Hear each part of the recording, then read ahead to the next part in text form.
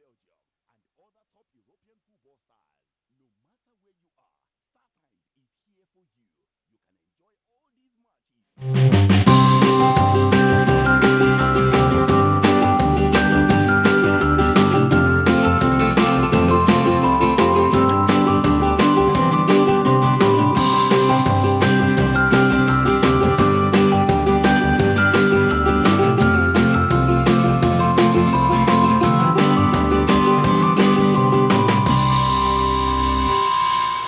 Attacks on schools and kidnapping of students are taking a huge toll in the northern part of Nigeria. Statistics from the United Nations Children Education Fund, UNICEF, indicates that not less than 5,330,631 students in states in that part of Nigeria have had their education disrupted. This situation has further compounded the out-of-school situation in the country as parents withdraw their children from schools to evade attacks and kidnappings.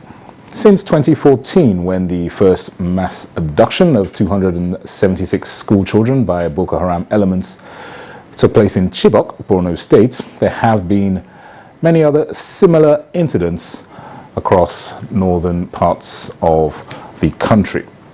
From Dapchi in Yobe State, Kankara in Katsina State, Kagara in Niger State, and Jangebe in Zamfara State, cases abound of armed bandits abducting school children for ransom. Recently, several schools in Kaduna State have also witnessed cases of abduction and murder. Just yesterday, about 140 students of Bethel Baptist High School on the outskirts of Kaduna were abducted by armed bandits. Following this security threat, 13 schools in Kaduna State identified as vulnerable have been directed to close down. Now, how can this unfortunate trend be surmounted? This is our focus on this edition of the program. I'm Dennis Adigunloye. Welcome to Nigeria Today.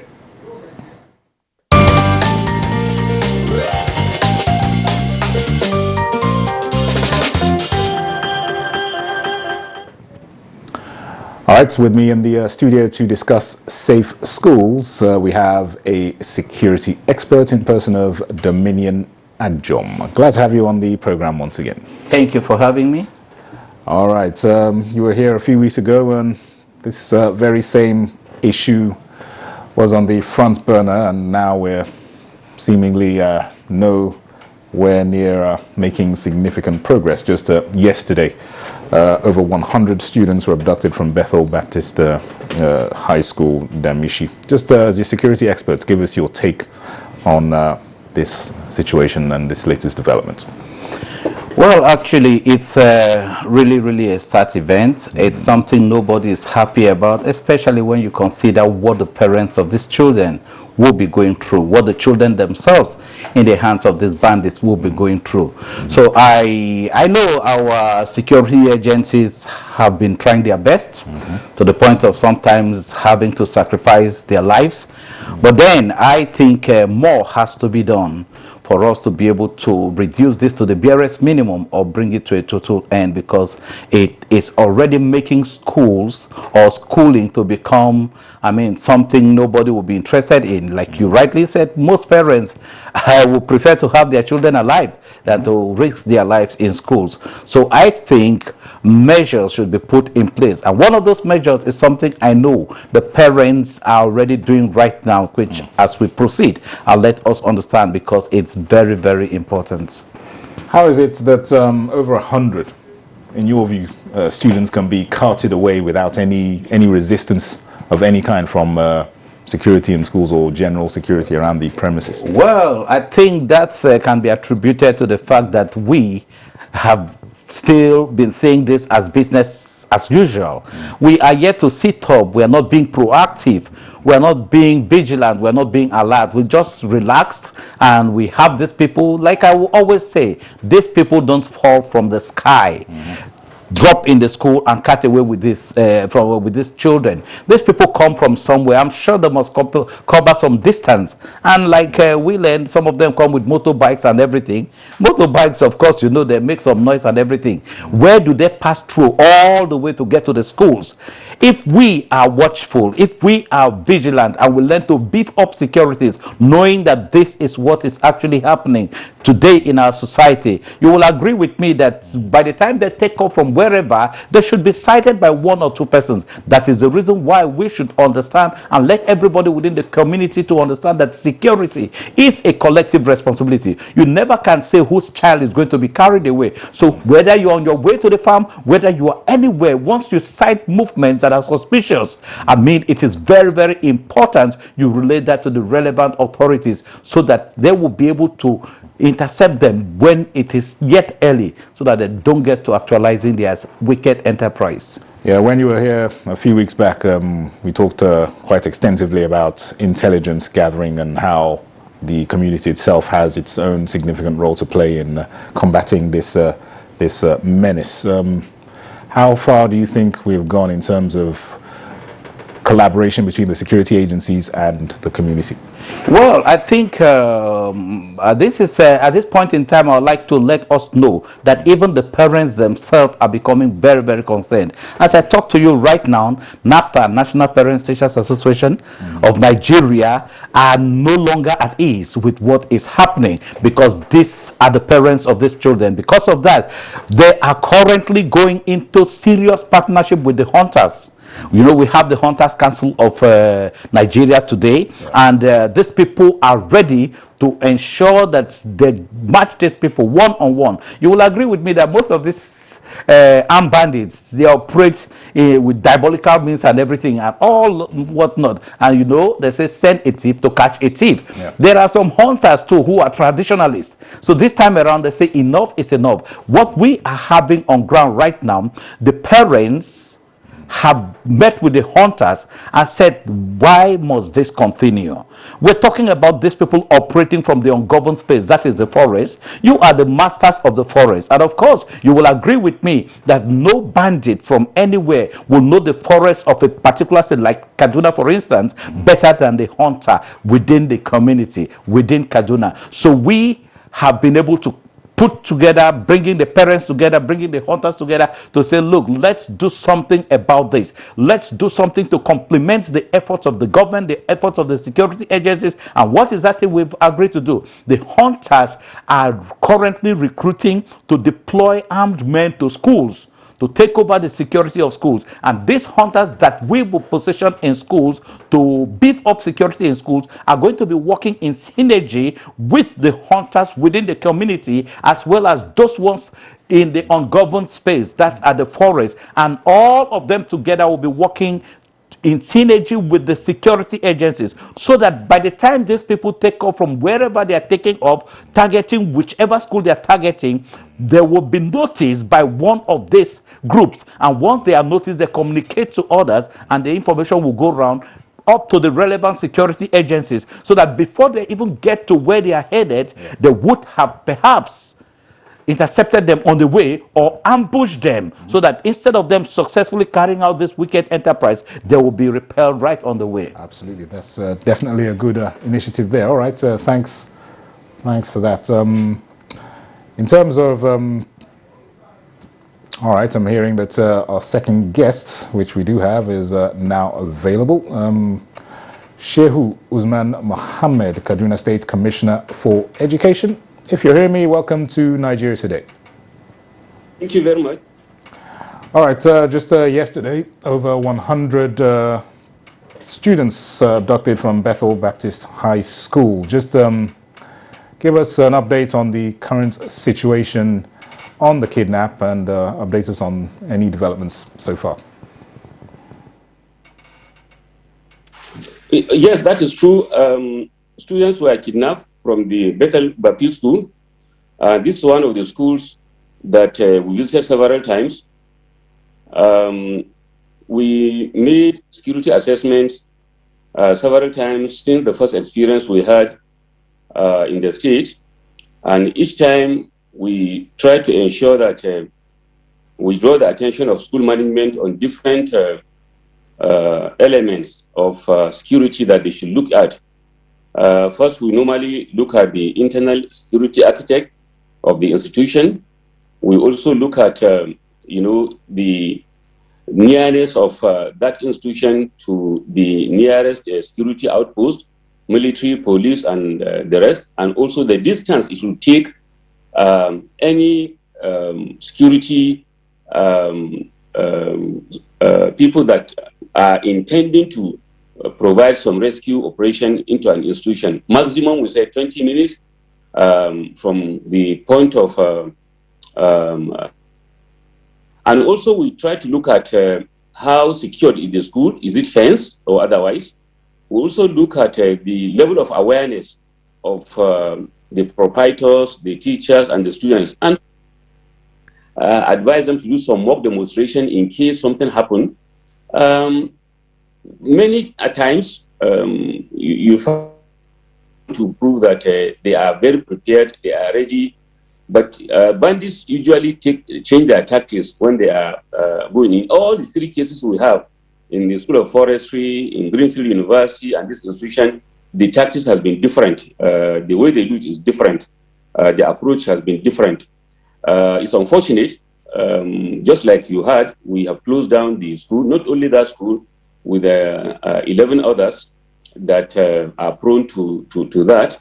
You may recall sometimes ago, the first time or the second time we went around, particularly to public institutions, we moved some of them from where they are to a more safer environment. If you may recall, in your local government, we moved Dr. Shehu Lawal Giwa Girls Science Secondary School to Zaria, the former WTC, that's Government Girls Science Secondary School, Zaria. We move our students from Government Girls Secondary School, Mararaba Kubo, to GGSS Suba sometimes ago. We also move some students from Technical School Abet to Technical School Malali, and so on and so forth. And we also closed down some private schools that are actually at the outskirts of the town. So each one came with its different nature. It's unfortunate, but what we have done is close down all the schools that are at the outskirts in Kaduna, and have advised them on what to do in case they want to open within. And the security teams are actually studying the situation and will advise us appropriately against a future occurrence. About 26 of the abducted students have been rescued. What is their state of mind and general well-being, given what they've been through? Again? 26 students, we understand, have so far been rescued. Give us an idea of how they are mentally and how they've coped with the traumatic experience that they have gone through. Yes, the security team were able to arrive at the scene immediately when they got the distress call, and a number of them, a reasonable number of them, were rescued back to the school, and they are back into with their parents.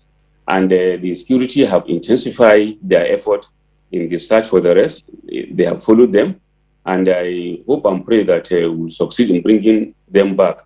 Some also dispersed and ran away in different directions, and they are being collected later. Some of them at their parents' houses, some in police stations, some have gone to houses very close to them. It's an ongoing exercise. I'm sure later on, maybe by tomorrow on, security, internet security, and Home Affairs will make a statement on that.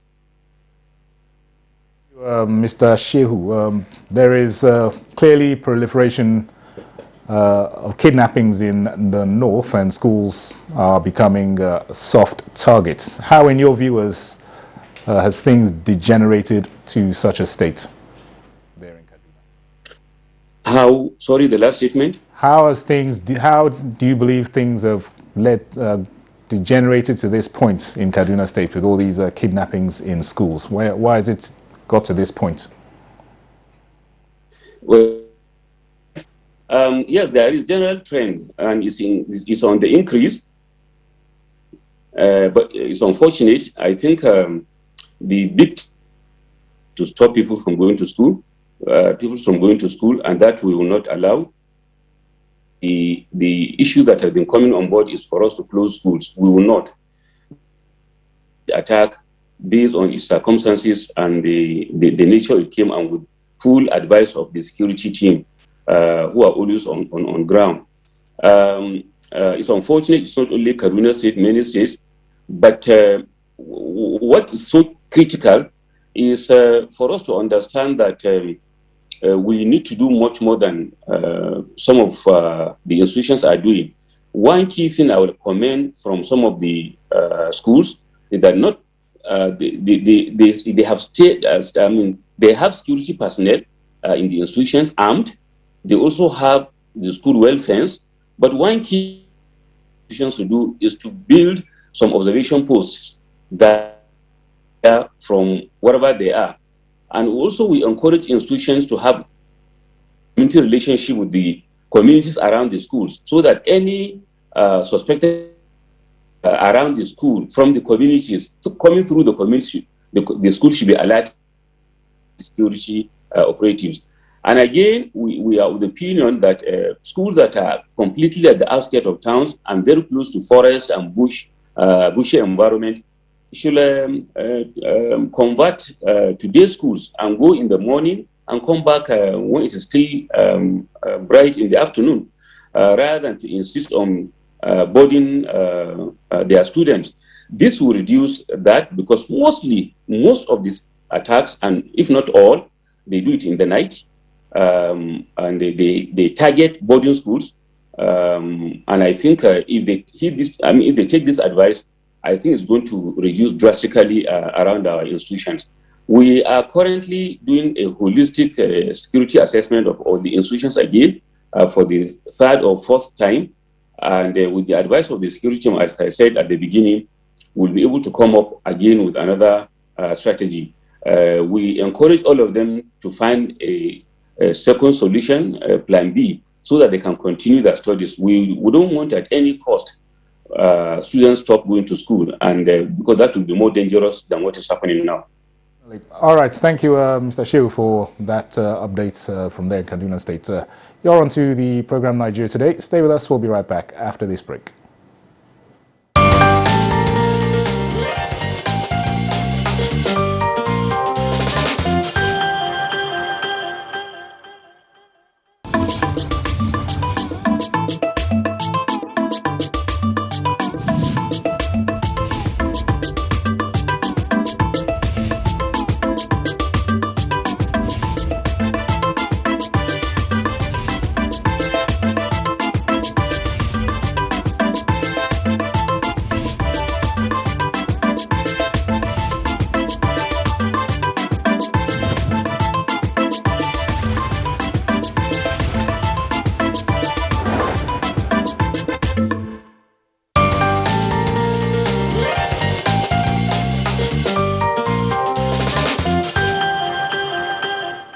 All right, you're welcome back. The program is Nigeria Today. If you are just joining us, we are talking about securing schools.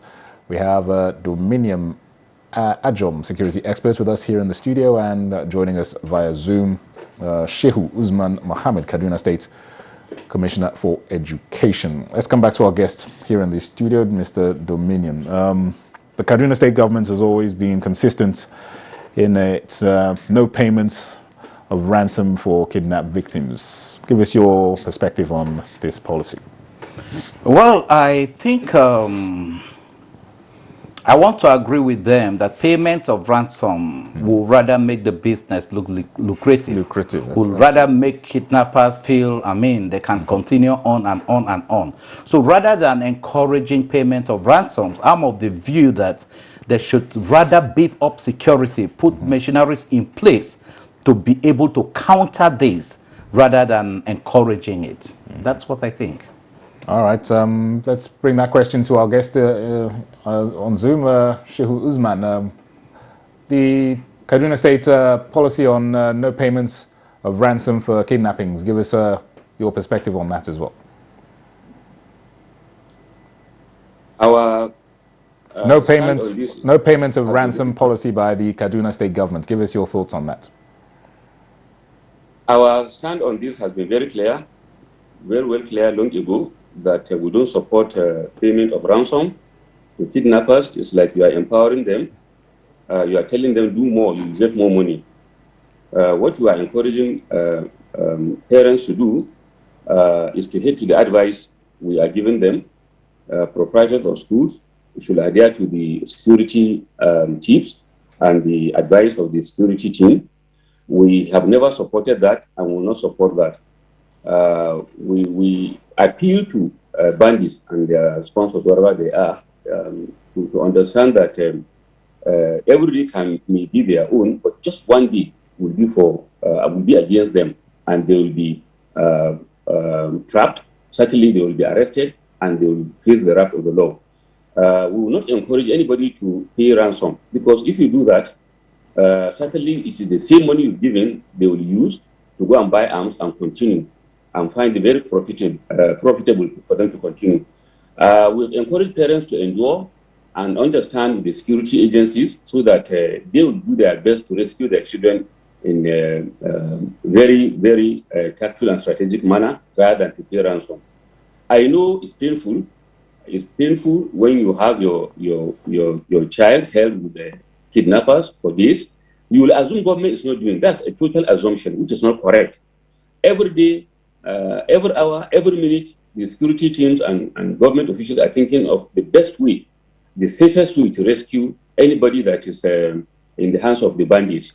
But you may not know, and it's not something that will come out every day and start broadcasting, because it is not only the parents that are listening, also the bandits are listening to your strategy.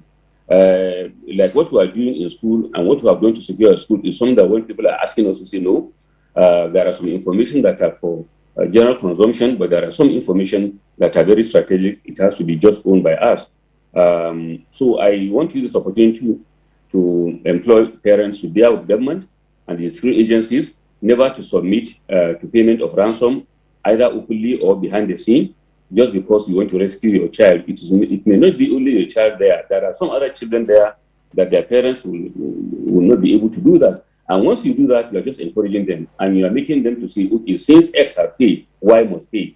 And we're against that in totality. All right, thank you for that, your perspective there. All right, Mr. Dominion, just give us your closing remarks. How can this situation be improved once and for all, and so we don't go back to seeing these consistent spates of kidnappings? Well, like I always say, security is a collective responsibility.